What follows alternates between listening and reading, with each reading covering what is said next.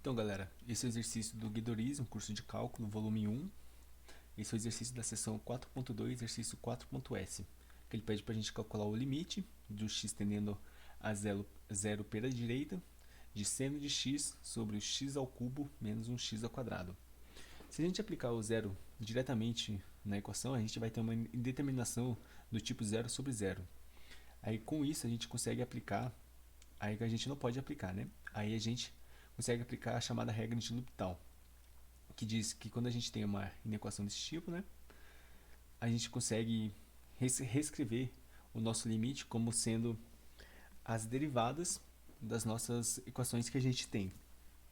Aí, ou seja, seria o nosso limite de x tendendo a zero pela direita, ele seria igual ao limite do nosso próprio x tendendo a zero pela direita, da nossa derivada do nosso seno, sobre a nossa derivada do x ao cubo menos o nosso x ao quadrado.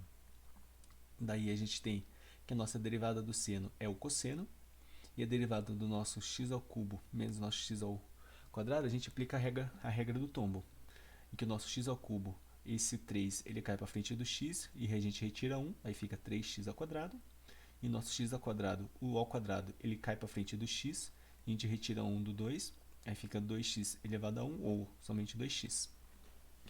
Aí aqui a gente ainda tem uma indeterminação do tipo 0 sobre 0. Daí a gente pode tentar, se a gente aplicar novamente no L'Hopital, a gente vai voltar do cosseno e vai voltar para o próprio seno. Então a gente tem que tentar outra forma de simplificar. Aí como a gente pode fazer? A gente pode multiplicar pelo conjugado do nosso 3x ao quadrado menos 2x. Aí a gente multiplica pelo nosso conjugado. Aí conforme a gente multiplica e a gente consegue simplificar essas nossas equações, a gente chega neste outro formato, que seria cosseno de x sobre x vezes 3x menos 2. Aí, ou seja, a nossa equação inicial, o nosso limite que envolvia seno, a gente conseguiu reescrever ela no outro formato de cosseno de x. Aí, se a gente aplicar o zero aqui, a gente não vai ter uma indeterminação, ou seja, a gente consegue aplicar aqui neste caso.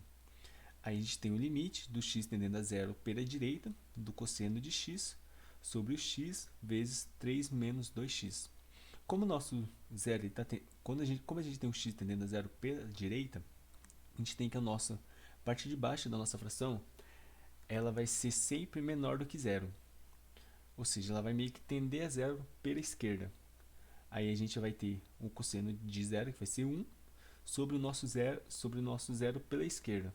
Ou seja, a gente vai ter o valor de 1 dividido por um valor cada vez menor, sempre negativo. Ou seja, a gente vai ter um menos infinito.